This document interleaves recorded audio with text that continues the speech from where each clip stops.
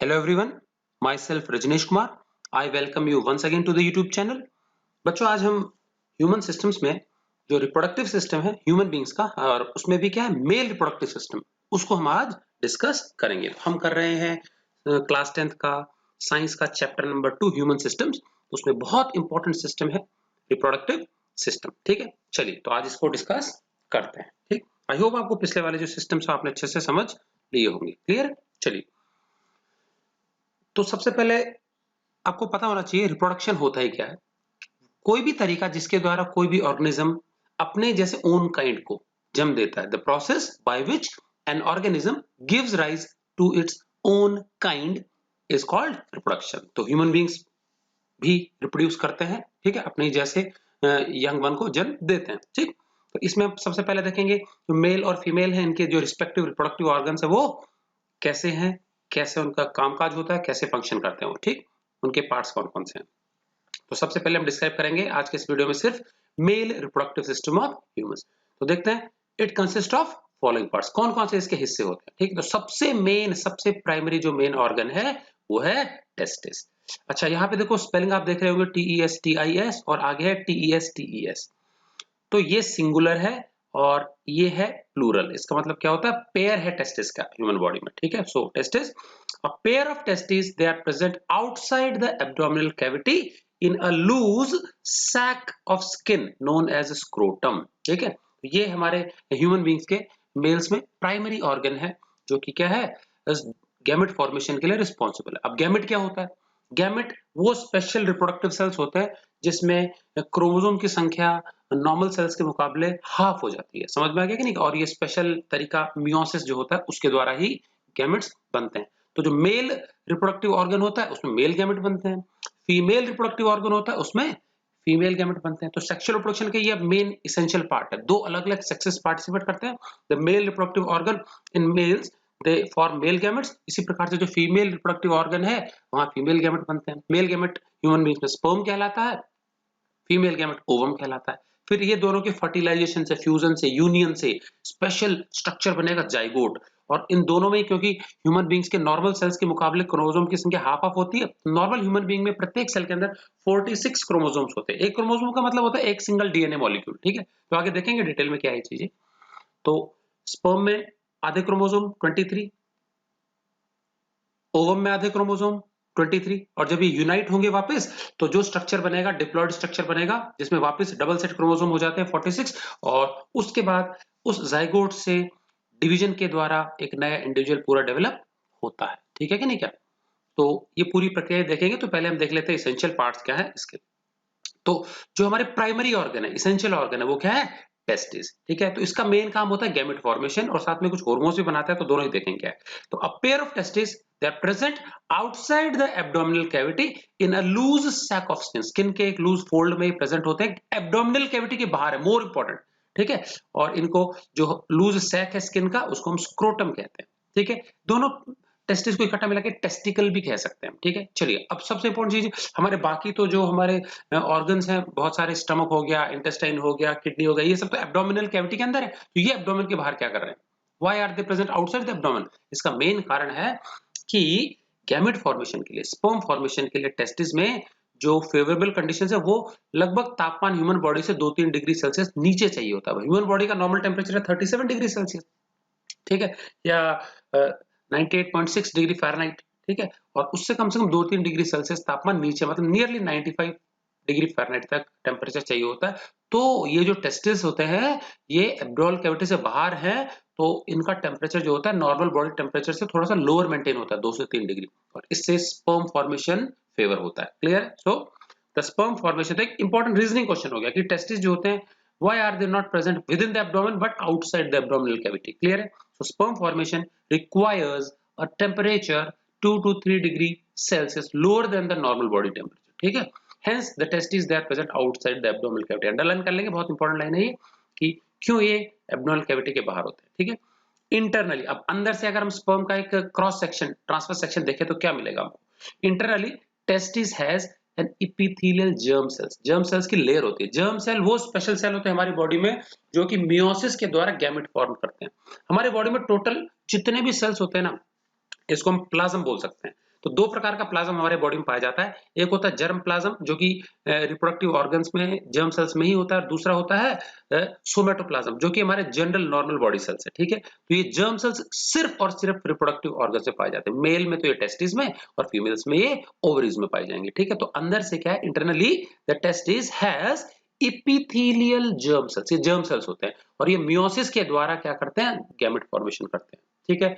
तो that produce sperms by the process of spermatogenesis. तो genesis का मतलब होता है बर्थ, टू गिव राइज, ठीक है ना, जन्म देना। तो ये स्पर्म फॉर्मेशन करते हैं किस प्रक्रिया के द्वारा, मियोसिस है सेल डिवीजन, और ये जो स्पर्म फॉर्मेशन का जो प्रोसेस है इसको हम स्पर्मेटोजेनेसिस बोलते हैं। एक एक जर्म सेल जो होते हैं चार चार गैमेट बनाता है। तो मियोसिस हम पढ़ चुके हैं 9th क्लास में कि क्या होता है, a process of cell division that takes place only in the germ cells in which a single cell gives rise to 4 genetically different या dissimilar daughter cells, each daughter cell having half the number of chromosomes as compared to the parent cell। Clear है कि parent के मुकाबले जो daughter cell होती है उसमें chromosome की संख्या आधी हो जाती है, और जेनेटिक एक्सचेंज क्रॉसिंग ओवर के कारण क्या होता है, उनमें डिसिमिलरिटी आ जाती है। तो सारे के सारे एक जैसे नहीं होते, जबकि माइटोसिस में बिल्कुल आइडेंटिकल कॉपीज बनती हैं, ठीक है कि नहीं, क्या तो इसमें मिलावट हो जाती है गुणों की।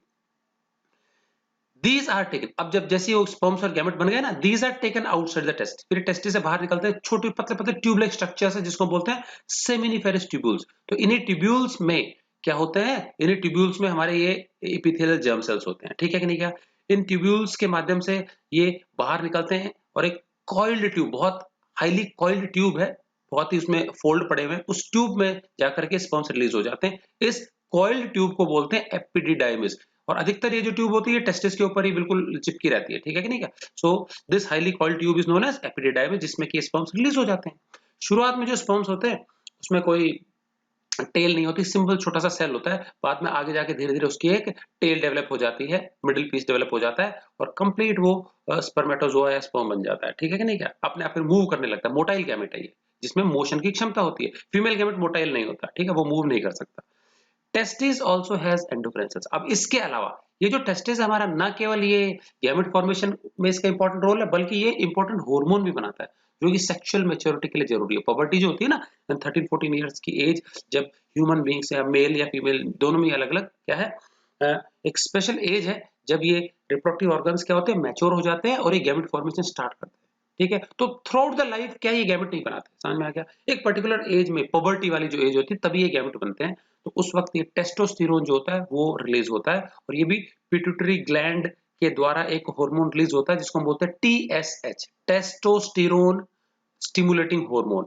इसके बाद ये टेस्टिस अपने खुद के हार्मोन्स रिलीज करता है। तो टेस्टिस जो होता है अपने जो भी सेक्सुअल हार्मोन्स या रिप्रोडक्टिव हार्मोन्स रिलीज करता है, उनका नाम है टेस्टोस्टेरोन एंड एंड्रोजन। और इन दोनों हार्मोन्स को रिलीज करने वाले जो स्पेशल सेल्स होते हैं, एंडोक्राइन सेल्स, वो लेडिक सेल्स कहलाते हैं, और ये जो सेमिनिफेरस ट्यूब्यूल्स हैं इनके अगल बगल में, इनके पास ही होते हैं वो, ठीक है कि नहीं। So testis also has endocrine cells जिनको बोलते हैं Leydig cells, adjacent to seminiferous tubules, seminiferous tubules की बगल में होते हैं, that produce male sex hormones. और ये क्या करते हैं, मेल सेक्स हार्मोन रिलीज करते हैं जो कि सेक्सुअल मैच्योरिटी के लिए जरूरी है। सेकेंडरी सेक्सुअल कैरेक्टर्स डेवलप करते हैं मेल में, जिनको हम आगे डिस्कस करेंगे। हार्मोन्स का नाम टेस्टोस्टेरोन एंड एंड्रोजन। तो बहुत इंपॉर्टेंट जानकारी है इस पैराग्राफ में टेस्टिस के बारे में, कम से कम 7-8-10 क्वेश्चन इस टॉपिक के ऊपर बन सकते हैं। क्लियर है ना। चलिए आगे हम चलते हैं स्क्रॉल करके। टेस्टिस के बाद आता है हमारा, क्या बताया था मैंने, एपिडिडाइमिस। क्या ही एपिडिडाइमिस, मैंने बताया था कि टेस्टिस से जस्ट निकलते हुए हाईली कॉइल्ड ट्यूब है, ठीक है, हाईली कॉइल्ड ट्यूब। तो इसको स्पेलिंग को करेक्टली लिखेंगे, प्रोनाउंस करेंगे ढंग से, एपिडिडाइमिस, ठीक। हाईली कॉइल्ड ट्यूब जिसका अधिकतर हिस्सा जो टेस्टिस है उसके बाहरी सतह पे ही चिपका होता है, which is mostly attached to the outer surface of testis, ठीक है। इन दिस पार्ट, और इस हिस्से में क्या होता है, क्योंकि हाईली कॉइल्ड है तो जल्दी से स्पर्म्स मूव नहीं करते, लंबे समय तक इसमें पड़े रहते हैं, और यही वो रीजन है जहां पे उनको थोड़ा बहुत नरिशमेंट मिलता है और उनकी टेल डेवलप हो जाती है, ठीक है। और टेल डेवलप हो गई तो उस टेल को वैग करके, हिला करके वो आगे एक्टिवली स्विम कर सकते हैं, उसके अंदर फ्लूइड भरा होता है एपिडिडाइमिस में, ठीक है। So in this part the sperms develop a tail, उनकी एक टेल डेवलप हो जाती है, फ्लैजिला होता है ये एक्चुअल में, ठीक है। एंड दे बिकम मोटाइल, और उनमें मूवमेंट की क्षमता आ जाती है। मोटाइल का मतलब हो गया समथिंग दैट कैन मूव, ठीक है ना। Now they can actively swim in the fluid medium. अब उसके अंदर जो भी लिक्विड मीडियम भरा होगा उसमें आराम से वो क्या अपनी टेल को हिला करके वैग करके वो क्या करते हैं, स्विम कर पाते हैं। ठीक है, अब ये स्पर्मेटोजोआ या फिर हम इसको स्पर्म बोलते हैं, लेकिन अभी भी क्या ये फर्टिलाइजेशन के लिए सक्षम नहीं है, अभी मैच्योर नहीं हुए, तो इनको और ज्यादा नरिशमेंट की, मैच्योरिटी की आवश्यकता है। तो देखते हैं आगे क्या होता है। एपिडिडाइमिस क्लियर है, अभी हम डायग्राम में भी देख लेंगे। अब ये जो एपिडिडाइमिस है ये तो बहुत ज्यादा कॉइल्ड ट्यूब है, ठीक है कि नहीं। क्या इसके बाद क्या होता है कि एपिडिडाइमिस आगे चल के एक सीधी और थोड़ी सी चौड़ी ट्यूब में लीड करती है। ये जो सीधी और चौड़ी ट्यूब है दोनों टेस्टिस से निकलती है एक, ये कहलाती है वास डिफरेंस। क्या कहलाती है, वास डिफरेंस कहलाती है। अब इसमें डिफरेंस में देखो, पूरी स्पेलिंग में डिफरेंस नहीं बोलेंगे, वास डिफरेंस बोलेंगे इसको। आई पूरी स्पेलिंग में नहीं है, एक एक छोड़ के एक एक बार ई है। देखो DEFERENS, स्पेलिंग पे गड़बड़ नहीं करना है, वास डिफरेंस। ठीक है, तो जो एपिडिडाइमिस है that leads into a broad straight tube. ये लगभग सीधी है, इसमें कोई बहुत ज्यादा फोल्ड्स नहीं है, कर्व्स नहीं है इसमें। ठीक है, और this straight tube is known as vas deferens, थोड़ी सी ज्यादा चौड़ी है, ब्रॉड। ठीक है कि नहीं। क्या that carries the sperms to seminal vesicles. और ये जो ब्रॉड ट्यूब है वास डिफरेंस, ये स्पर्म्स को कैरी करके ले जाती है और दोनों तरफ से ये जो ट्यूब्स आएंगी और एक पाउच लाइक स्ट्रक्चर में स्पर्म्स को डिपॉजिट कर देती है। ये जो simple sac pouch like structure होता है इसको बोलते हैं समाइनल वेसिकल्स। जोड़े में है ये, ठीक है, लेफ्ट में एक है, राइट में एक है। तो अगला हम देखेंगे समाइनल वेसिकल्स क्या होते हैं। तो ये जस्ट समझ में आ गया, वास डिफरेंस सिर्फ कैरी करने का काम करती है और कुछ नहीं है। देन उसके बाद समाइनल वेसिकल्स। तो समाइनल वेसिकल जो होते हैं ये भी पेयर्ड स्ट्रक्चर्स हैं। ये ऐसे स्ट्रक्चर्स हैं जहां पे स्पर्म्स टेम्पररीली स्टोर होते हैं, यहाँ पे उनको नरिशमेंट मिलता है, पोषण होता है उनका, ताकि वो मैच्योर हो जाए, मैच्योरिटी तक वो यहीं पे स्टोर होते हैं। तो जैसे गेस्ट हाउस की तरह ये, जहाँ पे स्पर्म्स क्या होते हैं, मैच्योर होते हैं, तब तक उसको टेम्परली स्टोर किया जाता है बॉडी से बाहर निकलने से पहले, इजैकुलेशन से पहले। So seminal vesicles, paired sac, sac होता है पाउच लाइक, थैली जैसा स्ट्रक्चर है। ठीक है, paired sac like structures, they store the sperms. तो ये जो सैक लाइक स्ट्रक्चर्स होते हैं, इनकी जो इनर लाइनिंग होती है उसमें नरिशमेंट देने वाले टिश्यू होते हैं, फ्लूइड्स भरे होते हैं इसके अंदर, नरिशिंग टिश्यू होता है जो कि उनको पोषण देता है। दे स्टोर द स्पर्म्स टेम्परली, कुछ समय तक टेम्पररीली स्पर्म्स यहाँ स्टोर होते हैं सुरक्षित, एंड नरिश देम, और यहाँ पे उनको नरिशमेंट दिया जाता है, पोषण दिया जाता है। Hence here the sperms attain maturity, और यहाँ पे क्या है, स्पर्म पूरी तरीके से मैच्योर हो जाते हैं, and now they are ready for fertilisation, fertilisation के वो लायक हो गए। ठीक है ना, चलिए आगे चलते हैं। अभी दोनों तरफ के जो समाइनल वेसिकल उससे पतली पतली ट्यूब निकलेगी, और ये ट्यूब कहलाती है इजैक्यूलेटरी डक्ट। तो एक लेफ्ट साइड से निकलेगी, एक राइट साइड से, और बाद में दोनों डक्ट आपस में जुड़ के एक कॉमन इजैक्यूलेटरी डक्ट बना लेती है। समझ में आ गया, कॉमन इजैक्यूलेटरी डक्ट। और इजैक्यूलेशन का मतलब होता है टू पास आउट, बाहर निकालना। ठीक, तो ये समाइनल वेसिकल्स स्क्वीज होंगे और जो स्पर्म्स होते हैं they are pushed into this ejaculatory duct. ठीक है, so ejaculation is to pass out. तो from each seminal vesicle arises an ejaculatory duct. हर एक प्रत्येक समाइनल वेसिकल से दो है, दोनों से एक एक इजैक्यूलेटरी पतली सी नली डक्ट निकलेगी, which carries the sperms out of the seminal vesicle during ejaculation. जब स्पर्म्स हम पास आउट करते हैं तो ये समाइनल वेसिकल से बाहर आकर के इजैक्यूलेटरी डक्ट में प्रवेश करते हैं। Both left and right ejaculatory ducts join to form a common ejaculatory duct. दोनों तरफ से लेफ्ट और राइट जो इजैक्यूलेटरी डक्ट्स हैं पतली पतली जुड़ जाएंगी नलियां आपस में, और एक कॉमन इजैक्यूलेटरी डक्ट बनेगी। ठीक है, और बाद में ये, अच्छा यहां तक रिप्रोडक्टिव सिस्टम सेपरेट है।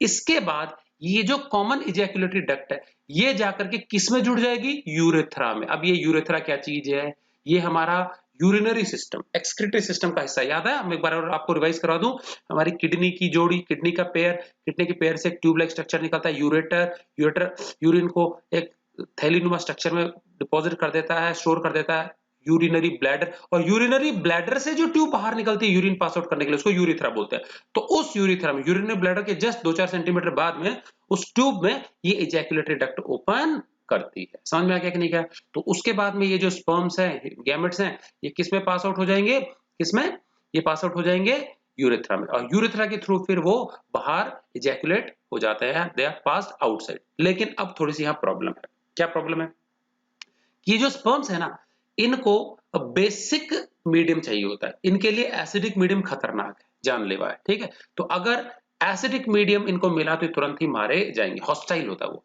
अब अगर हम यूरेथ्रा की बात करें तो urethra is the passage through which urine passes out, और यूरिन के अंदर यूरिक एसिड के ट्रेसेस होते हैं। तो यूरिन जो होता है उसका पीएच होता है 6.5 के आसपास। अब ये पीएच क्या चीज है, पीएच जो होता है, हम सॉल्यूशंस के एसिड के बेसिक गुण को नापने के लिए एक स्केल है जिसको हम एसिड बेसिस वाले चैप्टर में पढ़ेंगे। ठीक है ना। तो अगर किसी भी सॉल्यूशन का पीएच 7 है तो वो परफेक्टली न्यूट्रल है। 7 से लेकर के 14 तक अगर है तो वो बेसिक होता है, और 7 से 0 के बीच में है, 7 से कम लेके 0 तक है तो एसिडिक होता है। तो स्लाइटली एसिडिक है पीएच किसका, यूरिन का 6.5, और ये पीएच घातक हो सकता है, एसिडिक एनवायरनमेंट ये घातक होता है किसके लिए, स्पर्म्स के लिए। तो अब क्या होता है, इस एसिडिक एनवायरनमेंट से स्पर्म को कैसे बचाया जाए, मारे जाएंगे तुरंत ही, तो स्पर्म का तो फिर फंक्शन ही बेकार हो गया, उनका बनना ही बेकार है। तो इससे पहले कि स्पर्म्स इजैक्यूलेट होके, रिलीज होके यूरेथ्रा में प्रवेश करें, क्या होता है, वो जो इजैक्यूलेटरी डक्ट है ना, कॉमन इजैक्यूलेटरी डक्ट, उसमें उसमें क्या होता है, दो अलग-अलग हमारी ग्लैंड्स हैं, सपोर्टिंग ग्लैंड्स हैं, एक्सेसरी रिप्रोडक्टिव ग्लैंड्स हैं, वो एक एल्कलाइन फ्लूइड सिक्रीट करती है, बेसिक फ्लूइड, समझ में आ गया। ये गाढ़ा-गाढ़ा लिक्विड थिक फ्लूइड एक तो बेसिक नेचर का होता है और उसमें खूब सारा नरिशमेंट भी होता है, समझ में आ गया। ये उन स्पर्म्स के साथ मिक्स अप करके एक गाढ़ा-गाढ़ा थिक लिक्विड बना लेता है जिसको सीमेन बोलते हैं, समझ में आ गया कि नहीं क्या। और इस प्रकार से जो स्पर्म्स होते हैं उनकी रक्षा हो जाती है, और जैसे ये मिक्सचर जो होगा इन एक्सेसरी ग्लैंड्स के साथ जब स्पर्म्स मिक्स हो जाएंगे, ये मिश्रण जब यूरेथ्रा में पास आउट होगा तो वहां का जो एसिडिक एनवायरनमेंट होता है इट टर्न्स बेसिक, और इससे स्पर्म्स को कोई नुकसान नहीं होता, समझ में आ गया। तो इजैक्यूलेटरी डक्ट यूरेथ्रा में ओपन करती है, तो आगे देखते हैं फिर इन ग्लैंड्स का क्या काम है। तो पहली ग्लैंड दो है अलग-अलग, एक है प्रोस्टेट ग्लैंड और दूसरी है काउपर्स ग्लैंड। तो दोनों का काम देख लेते हैं। प्रोस्टेट ग्लैंड क्या चीज है, एन एक्सेसरी रिप्रोडक्टिव ग्लैंड। अच्छा, एक्सेसरी क्यों बोला मैंने, ये सिर्फ हेल्प करती है, मेन ग्लैंड यहाँ पे सबसे ज्यादा तो टेस्टिस ही है जो गैमेट फॉर्मेशन करेगी, उसके बिना कुछ नहीं हो सकता, समझ में आ गया कि नहीं का। तो ये सपोर्टिव ग्लैंड है, एक्सेसरी ग्लैंड है, that secretes an alkaline fluid, एक बेसिक लिक्विड फ्लूइड सिक्रीट करती है and pours it into ejaculatory duct, और ये किस में डाल देती है, इजैक्यूलेटरी डक्ट में। ये यूरेथ्रा में जॉइन होने से पहले का काम है, ठीक है कि नहीं का। The fluid gets mixed up with sperms, और ये फ्लूइड जो होता है ये स्पर्म के साथ मिक्सअप हो जाता है, ठीक है ना। दिस फ्लूइड कंटेनिंग स्पर्म्स, और ये स्पर्म्स अगर इस फ्लूइड के साथ मिक्सअप हो जाएं, उसके बाद जो भी मिश्रण बना उसको हम सीमेन बोलते हैं। एल्कलाइन फ्लूइड के साथ मिक्स होने के बाद क्या बना, वो मिश्रण सीमेन कहलाता है। तो सीमेन क्या है, वो सपोर्टिंग फ्लूइड्स भी हैं जिसमें क्या होता है, बेसिक मीडियम है, और साथ में इसमें गैमेट स्पर्म्स भी हैं, ठीक है कि नहीं क्या। 1 ml ऑफ सीमेन में नियरली लाखों के करीब स्पर्म्स हो सकते हैं, millions and millions of sperms आते हैं, ठीक है। दिस फ्लूइड कंटेन्स, और क्या क्या होता है इस फ्लूइड में, नरिशिंग, इसमें सब्सटेंसेस होते हैं, न्यूट्रिएंट्स होते हैं, क्या क्या, ग्लूकोज है, फ्रुक्टोज है, दोनों सिंपल शुगर्स हैं वाटर सॉल्युबल, मिनरल्स हैं कई प्रकार के, ठीक है कि नहीं। तो ये स्पर्म के नरिशमेंट के लिए बहुत जरूरी है। इट नरिशेस द स्पर्म्स, ठीक है, तो स्पर्म को नरिशमेंट देता है, पोषण देता है, and destroys the acidic character of urethra, और यूरेथ्रा का जो एसिडिक नेचर है उसको डिस्ट्रॉय करता है, जो कि घातक हो सकता है, हार्मफुल हो सकता है किसके लिए, स्पर्म्स के लिए, उसके सर्वाइवल के लिए।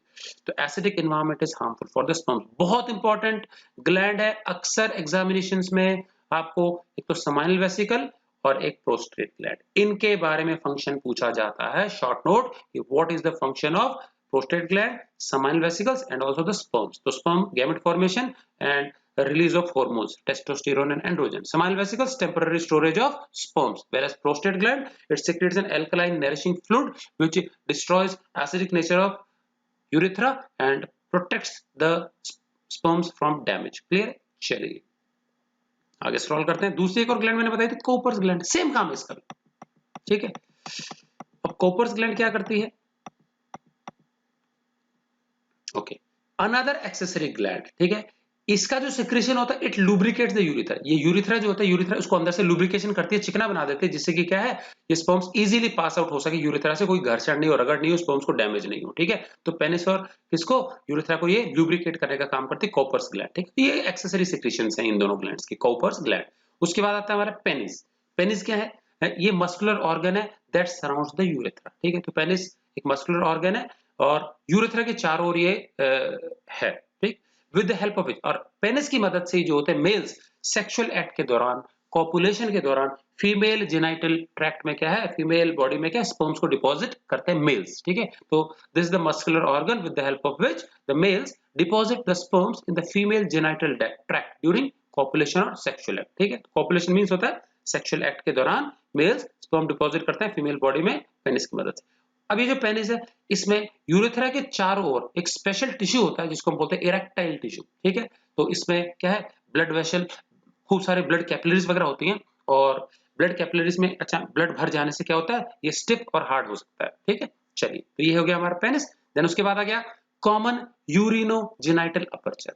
अब ये क्या चीज है, जो पेनिस की टिप है, पेनिस की टिप है, वहां पे स्पेशल टिश्यू है जिसको हम ग्लैंड्स बोलते हैं, और इसके टिप पे ओपनिंग जो होती है, तो वो जो टिश्यू मैंने क्या बताया, ग्लैंड्स, GLANS, ग्लैंड्स टिप, और उसके ग्लैंड्स के टिप पे ओपनिंग जो उसको बोलते हैं कॉमन यूरिनोजेनाइटल अपर्चर। ठीक है, अब ये क्या चीज है, यूरेथ्रा वो कॉमन पैसेज है। यूरेथ्रा से देखो यूरिन भी पास आउट होगा, और यूरिन पास आउट होने के साथ साथ गैमेट भी यहीं से पास आउट होते हैं। तो गैमेट और यूरिन पास आउट करने के लिए जो कॉमन अपर्चर है यूरेथ्रा के टिप पे, इसलिए उसको बोलते हैं कॉमन यूरिनोजेनाइटल। यूरिनो मतलब यहां से यूरिन भी पास आउट होता है, और जेनाइटल मतलब गैमेट पास आउट करने के लिए भी यही अपर्चर है। ठीक है, सो it is the tip of the urethra. Urethra के टिप को ही कहा जाता है common urinogenital aperture. Female body में ये दो अलग अलग ओपनिंग्स होती है इनके लिए। मेल्स में कॉमन ओपनिंग है, गैमेट और यूरिन पास आउट करने के लिए कॉमन ओपनिंग्स है, एक ही ओपनिंग अपर्चर है, जबकि फीमेल्स में दो डिफरेंट डिफरेंट ओपनिंग्स हैं। जेनाइटल अपर्चर डिफरेंट है, यूरिनरी अपर्चर डिफरेंट होता है। ठीक है, तो ये एक फर्क है मेल और फीमेल रिप्रोडक्टिव सिस्टम में।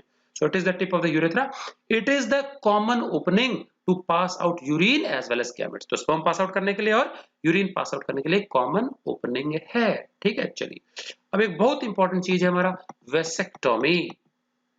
क्या होता है ये वेसेक्टोमी? ये एक सर्जरी है, ऑपरेशन है छोटा सा। ठीक है, तो यदि सपोज बर्थ कंट्रोल करना है, ठीक है, तो मेल्स वगैरह जो होते हैं एक पर्टिकुलर एज पे क्या कर सकते हैं, सर्जरी करवा सकते हैं। तो इस सर्जरी में क्या होता है, बर्थ कंट्रोल मैकेनिज्म के तहत क्या होता है, इन मेल्स द वास्ट डिफरेंस में बी सर्जिकली सील्ड। टेस्टिस के बाद में बताया था मैंने, epididymis highly coiled tubular structure, उसका वो स्ट्रेट होकर के क्या बन जाता है, वो इसमें लीड करता है वास्ट डिफरेंस। ये जो वास्ट डिफरेंस है, हम टेस्टिस की जो स्किन है ऊपर की स्क्रोटम को हल्का सा कट लगा के वास्ट डिफरेंस को, दोनों तरफ की जो वास्ट डिफरेंस है उसको हम एक सूचर, एक सर्जिकल थ्रेड होता है उसे सील कर देते हैं, थ्रेड से बांध देते हैं उसको। ठीक है, और सीलिंग करने के बाद में क्या होता है कि जो हमारे स्पर्म्स हैं, मेल गैमेट्स हैं, they will never reach the समाइल वेसिकल। समाइल वेसिकल तक बनेंगे थ्रू आउट द लाइफ बनते हैं, उसके बाद वो कभी भी समाइल वेसिकल तक पहुंच ही नहीं पाएंगे। तो इसका मतलब ejaculation can be prevented, ejaculation prevent हो जाएगा। तो during the sexual act these sperms can not be passed out and deposited into the female body. तो इसका मतलब हम फर्टिलाइजेशन के चांसेस बिल्कुल जीरो हो जाएंगे। ठीक है कि नहीं, और इससे बर्थ कंट्रोल में मदद मिलती है। ठीक, so in males the vas deferens में बी सर्जिकली सील्ड। समझ में आ गया, सर्जिकली इसको क्या कर सकते हैं, बंद किया जा सकता है, सील किया जा सकता है, so that sperm are prevented from ejaculation, जैसे कि स्पर्म बॉडी से बाहर न आए, इजैकुलेशन को रोका जा सके। This is the method of birth control, और इससे क्या है, बर्थ कंट्रोल में मदद मिलती है। तो ये एक परमानेंट तरीका है, इसको रिवर्स नहीं कर सकते। अगर किसी ने ऑपरेशन करवा लिया तो बाद में उसको हम वापस क्या है, खोल नहीं सकते हैं। ये एक बार क्या है, हो गया तो हो गया। तो it is permanent and can not be reversed. समझ में आ गया कि नहीं क्या? तो इसी को हिंदी में नसबंदी कहा जाता है। तो गवर्नमेंट हॉस्पिटल्स और कई हॉस्पिटल्स में, प्राइवेट हॉस्पिटल्स में भी क्या इस प्रकार की सर्जरी होती है। बहुत छोटी सी सर्जरी है, 5-10 मिनट की सर्जरी है। ठीक है कि नहीं क्या, कोई बहुत बड़ा इसमें कट नहीं लगाना पड़ता है। ठीक, उसके बाद आता है क्या, जो मेल गैमेट है उसके बारे में थोड़ी सी जानकारी ले लेते हैं। तो स्ट्रक्चर स्पर्म या फिर स्पर्मेटोजोआ भी कह सकते हैं। तो जो मेल गैमेट है उसका स्ट्रक्चर कैसा होता है, अब देख लेते हैं। जो ह्यूमन बॉडी है उसमें हर सेल के अंदर न्यूक्लियस होता है, और जो न्यूक्लियस होता है वो न्यूक्लियस के अंदर क्रोमोसोम्स होते हैं। ठीक है, तो in every cell there are 46 chromosome, और 46 क्रोमोसोम में से उनको दो कैटेगरी में बांटा है। ठीक, और ये सब जोड़े में होते हैं। ठीक है, तो 46 क्रोमोसोम का मतलब हो गया 23 जोड़े हो गए। कितने हो गए, 23 pairs of chromosomes are there. समझना ध्यान से, भी 23 जोड़े होते हैं क्रोमोसोम। अब इन 23 जोड़ों में से हम क्या करते हैं, 22 जोड़ों को तो अलग रख लेते हैं और एक जोड़े को अलग रख लेते हैं। तो 22 pairs are different and one pair is different. अब सुनना, ये जो 22 पेयर्स ऑफ क्रोमोसोम्स है मेजोरिटी वाले, ये हमारे बॉडी के नॉर्मल जनरल बॉडी कैरेक्टर्स को डिसाइड करते हैं। ये कहलाते हैं ऑटोसोम्स। क्या कहलाते हैं, ऑटोसोम्स। और एक जोड़ा क्रोमोसोम्स है, एक जोड़ा क्रोमोसोम है, ये सेक्स क्रोमोसोम कहलाता है, एलोसोम कहलाता है। समझ में आ गया? तो 22 जोड़े तो क्या कहलाते हैं, ऑटोसोम। एक जोड़ा कहलाता है सेक्स क्रोमोसोम या फिर एलोसोम। अभी जो एक डिफरेंट जोड़ा है, ये डिसाइड करता है कि भाई इंडिविजुअल मेल होगा या इंडिविजुअल फीमेल होगा। तो अब तो अगर इंडिविजुअल, और ये दो प्रकार के होते हैं सेक्स क्रोमोसोम, एक या तो एक्स होता है और एक वाई होता है, और जोड़ा ही नहीं होता है। तो अब जोड़े में क्या सिस्टम है, अगर तो मेल पर्सन है, अगर इंडिविजुअल मेल है, सेक्स मेल है, तो जो सेक्स क्रोमोसोम का जोड़ा वो एक्स और वाई होगा। समझ में आ गया, एक्स और क्या होगा, वाई होगा। तो एक्स वाई होना चाहिए वो जोड़ा।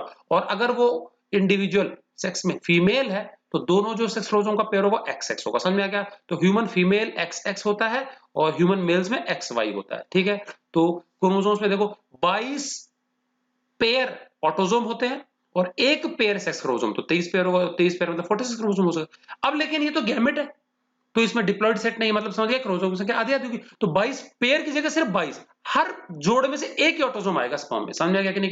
जब मियोसिस होता है ना, तो मान लो पहला जोड़ा है उसमें से एक आ गया, दूसरे जोड़े में से एक, तीसरे में से, तो 22 के 22 जोड़े में से सिर्फ एक एक क्रोमोसोम इस में आता है गैमेट में। तो ये ऊपर का टिप वाला जो स्ट्रक्चर यहाँ पे होता है क्रोमोसोम, ठीक है कि नहीं?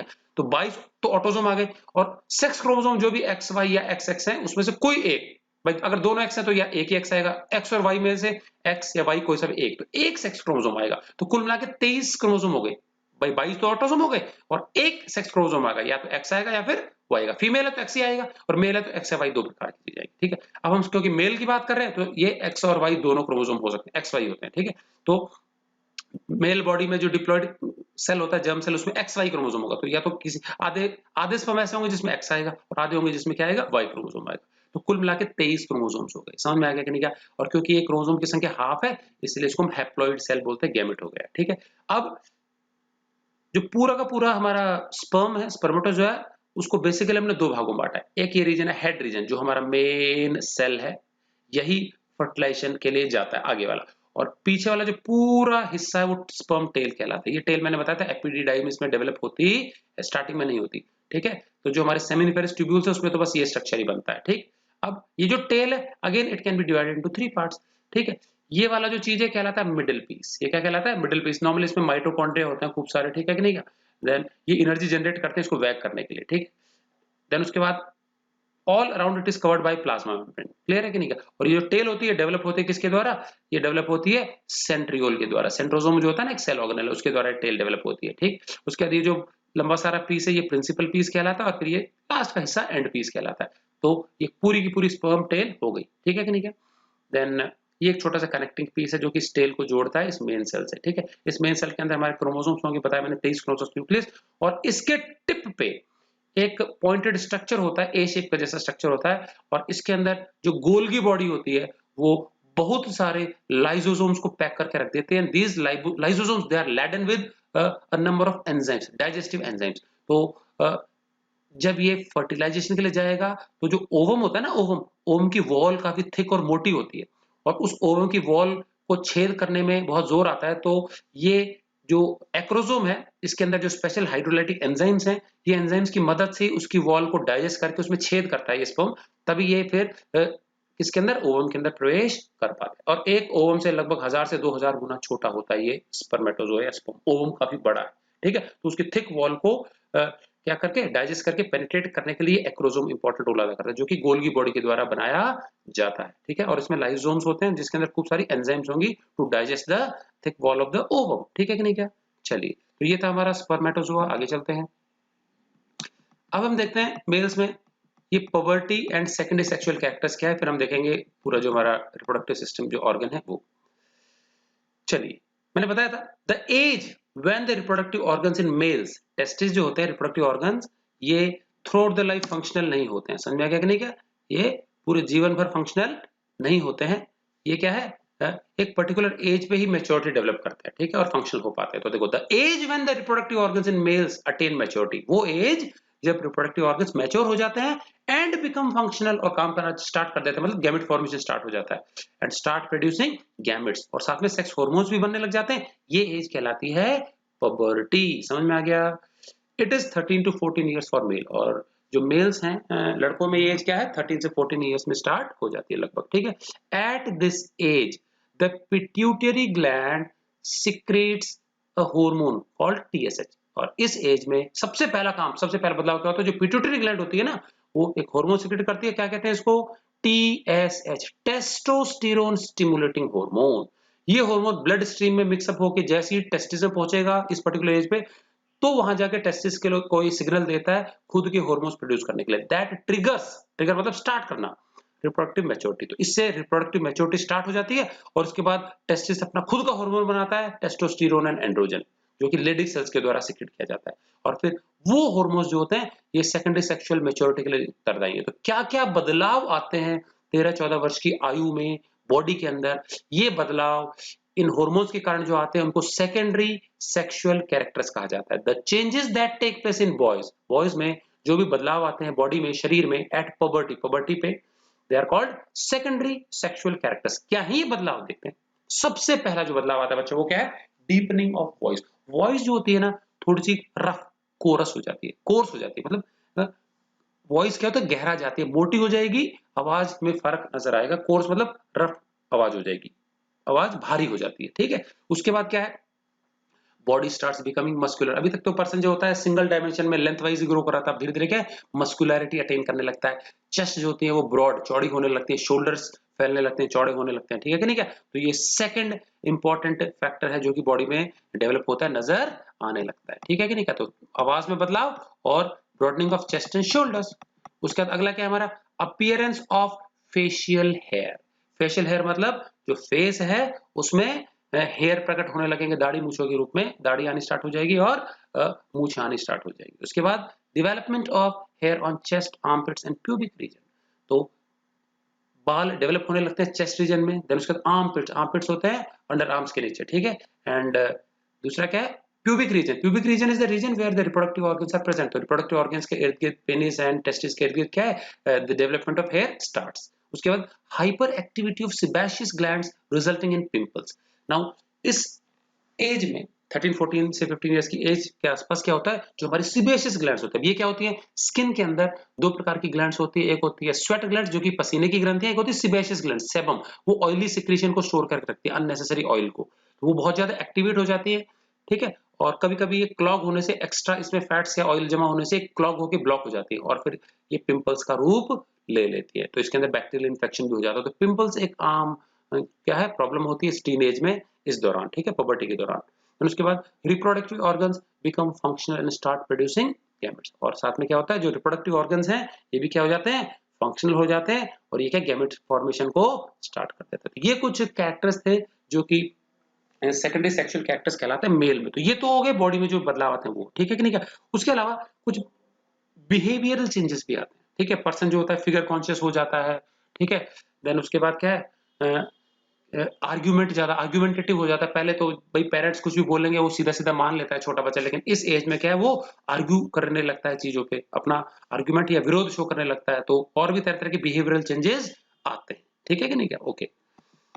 अभी हम देखेंगे क्या? डायग्राम, ठीक है, रिप्रोडक्टिव। तो अभी हमने क्या है? जो वर्बल डिस्क्रिप्शन देखा था, तो ये मैं डायग्राम के माध्यम से समझा देता हूँ, ठीक है। सिंपल सा डायग्राम है, हैंडमेड, तो आप आसानी से बना पाओगे इसको।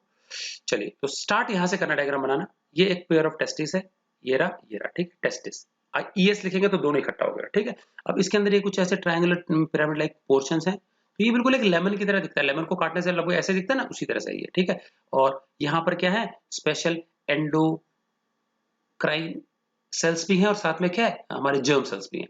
जर्म सेल जो होते हैं मियोसिस के द्वारा क्या बनाते हैं? गैमेट बनाते हैं, ठीक है। तो अंदर यहाँ जर्म सेल्स की लेयर है, ये जर्म सेल्स गैमेट बनाएंगे, ठीक है। और ये जो ट्यूबलाइक स्ट्रक्चर्स है, देखो ये सेंट्रल पैसेज है, ये सेमिनिफेरस ट्यूब्यूल्स। और सेमिनिफेरस ट्यूब्यूल्स के माध्यम से क्या होगा? जो भी गैमेट बनेंगे वो पास आउट होके बाहर इस कॉइल्ड ट्यूब में प्रवेश करते हैं। ये जो हाईली कॉइल्ड ट्यूब है इसको बोलते हैं एपिडिडाइमिस। देखो ये लिखा हुआ है एपिडिडाइमिस, समझ में आ गया? So this is testis and इसके अंदर सेमिनिफेरस ट्यूब्यूल्स, ये वाली जो पतली पतली जो ये धारियां सी हैं ये, ठीक है। और इन ट्यूब्यूल्स के माध्यम से क्या होगा? जो भी स्पर्म बनेंगे वो पास आउट होके यहाँ आ जाएंगे। और एपिडिडाइमिस वो रीजन है जहाँ पे स्पर्म जो होते हैं वो अपनी टेल डेवलप करते हैं, मोटिलिटी अटेन करते हैं। ये जो एपिडिडाइमिस है it then leads into a slightly broader straight tube, this is known as vas deferens. एक लेफ्ट साइड में है, एक राइट साइड में, समझ में आया कि नहीं? क्या उसके बाद ये जो वास्ट डिफरेंस है it leads into a pouch sac like structure, ये कहलाता है सेमाइनल वेसिकल। देखो दोनों तरफ है पेयर। इस सेमाइनल वेसिकल से क्या निकलेगा? एक डक्ट पतली सी ये निकली, एक डक्ट ये निकली, ये दोनों हो गई इजैक्यूलेटरी डक्ट हो गई। और ये दोनों जुड़ के बनाती है कॉमन इजैक्यूलेटरी डक्ट। और एक कॉमन इजैक्यूलेटरी डक्ट जो होती है ये आगे जाके किस में जुड़ जाती है? यूरेथ्रा। तो ये यहाँ से पूरा यूरेथ्रा है। यूरेथ्रा कहाँ से निकला? ये हमारा क्या है? यूरिनरी ब्लैडर, समझ में आ गया, जिसमें यूरिन डिपॉजिट होता है। और अब ये थोड़ा सा एक्सक्रीटरी सिस्टम, यूरिनरी सिस्टम का हिस्सा है, ठीक है। ये यूरिनरी ब्लैडर है, ये यूरेटर है जो कि किडनी से आए हैं, ठीक है कि नहीं? क्या तो ये यूरिनरी ब्लैडर की जो ट्यूब है जो वहां से निकलेगी ये यूरेथ्रा है। यूरेथ्रा में ज्वाइन करने से पहले का जो ट्यूब है ये है कॉमन इजैक्यूलेटरी डक्ट। तो ये जो कॉमन इजैक्यूलेटरी डक्ट है इसी में ये दो ग्लैंड्स खुलती हैं। कौन सी? एक तो प्रोस्टेट ग्लैंड है और एक है कोपर्स ग्लैंड है, ठीक है। ये दोनों ग्लैंड्स अपने अपने सिक्रीशंस को पोर करती हैं किसके अंदर? इस ejaculatory duct, common ejaculatory duct में, जो कि स्पर्म के साथ मिक्सअप होकर सीमेन बना देता है, और ये फिर जो आगे का जो हॉस्टाइल जो नेचर है, एसिडिक नेचर है इसका, यूरेथ्रा का, उसको डिस्ट्रॉय करता है, स्पर्म्स की रक्षा करता है, पोषण भी देता है उसको। ठीक है कि नहीं क्या? चलिए, उसके बाद this urethra it is surrounded by this muscular organ, this is known as penis. और पेनिस में मैंने बताया कि यहाँ पे एक स्पेशल टिश्यू होता है बाहर की ओर यूरेथ्रा के चारों ओर, जिसको हम इरेक्टाइल टिश्यू बोलते हैं, जो कि इसको स्टिफ और हार्ड बना देता है सेक्सुअल एक्ट के दौरान, जब इसमें ब्लड वेसल्स के अंदर ब्लड फिल हो जाता है, भर जाता है। ठीक है, टिप वाला जो पोर्शन है उसको हम ग्लैंड्स बोलते हैं, और इसकी जो ओपनिंग है, इसकी जो ओपनिंग है, इस ओपनिंग को कहा कहते हैं कॉमन यूरिनोजेनाइटल अपर्चर। समझ में आ गया कि नहीं क्या? देन उसके बाद ये जो टेस्टिस हैं, these are suspended outside in the loose skin fold, जिसको स्क्रोटम कहते हैं, तो स्क्रोटम होगा यहाँ पे, और इससे कुछ फाइबर लाइक स्ट्रक्चर्स होते हैं जिसको होल्ड करके रखते हैं, और ये फाइबर लाइक स्ट्रक्चर्स ऊपर किससे, यूरेटर से जुड़े हुए हैं। ठीक है कि नहीं क्या? इसको बोलते हैं स्पर्मेटिक कॉर्ड। क्या कहते हैं इसको? स्पर्मेटिक कॉर्ड बोलते हैं। ये जो स्ट्रक्चर्स हैं, ये वाला, ठीक है, ये स्पर्मेटिक कॉर्ड कहलाता है। ठीक है, चलिए, तो ये सारे हमारे समझ में आ गया। यूरेटर बता दिया, यूरिनरी ब्लैडर ये रहा, यूरिनरी सिस्टम का हिस्सा है समाइल वेसिकल, जिसमें स्पर्म्स टेम्परली जमा होते हैं, कोपर्स ग्लैंड एंड प्रोस्टेट ग्लैंड, ये क्या है, ये फ्लूइड सिक्रेट करती है स्पर्म्स के प्रोटेक्शन के लिए, नरिशमेंट के लिए। ठीक है कि नहीं? और आगे लुब्रिकेट भी करते हैं इनके जो फ्लूइड्स होते हैं, पेनिस इसको यूरेथ्रा को। देन दिस इज टेस्टिस, जो हमारा प्राइमरी एसेंशियल ऑर्गन है गैमेट फॉर्मेशन के लिए, प्लस जो हमारे सेक्सुअल हार्मोन्स है, टेस्टोस्टेरोन, एंड्रोजन, लेडी सेल्स के द्वारा बनाता है वो। ठीक है, सेमिनिफेरस ट्यूब्यूल्स में स्पर्म फॉर्म होते हैं। ठीक, एपिडिडाइमिस कॉइल्ड स्ट्रक्चर, जहाँ पे मोटिलिटी डेवलप करता है sperm, vast difference straight tube, जो कि कैरी करके ले जाती है स्पर्म्स को समाइनल वेसिकल में, और यही वो वास्ट डिफरेंस है जिसको हम सर्जिकली सील करते हैं ऑपरेशन के दौरान, जिसको वेसेक्टोमी कहते हैं। समझ में आ गया कि नहीं क्या? चलिए, ये स्पर्मेटिक कॉर्ड मैंने बताया रहा। ठीक है, तो ये थे हमारा क्या, मेल रिप्रोडक्टिव सिस्टम। हमने सेकेंडरी सेक्सुअल कैरेक्टर्स देख लिए, स्पर्म का स्ट्रक्चर देख लिया। ठीक है, तो बच्चों इतना ही था आज का ये टॉपिक। तो आप इसको अच्छे से पूरा समझ करके देख करके उसके बाद ही अपने नोटबुक में इसको नोट करेंगे। ठीक है कि नहीं क्या? अगले वाले वीडियो में हम डिस्कस करेंगे the female reproductive system. Okay, till then goodbye and thanks for watching.